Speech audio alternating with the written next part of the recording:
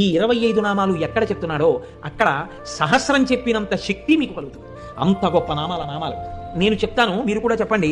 సింహాసనేషి, లలిత, మహారాజ్ఞి, వరాంకుశ, చాపిని, త్రిపురా చైవ, మహాత్రిపుర సుందరి, సుందరీ చక్రనాథ చ, సామ్రాజ్ఞి, చక్రిణీ తథా చక్రేశ్వరి, మహాదేవి, కామేశి, పరమేశ్వరి, కామరాజప్రియా, కామకోటిక, చక్రవర్తిని, మహావిద్య, శివానంగవల్లభ, సర్వపాటల, కుళనాథ, ఆమ్నాయనాథ, సర్వాంనాయ నివాసిని, శృంగారనాయికా చేతి,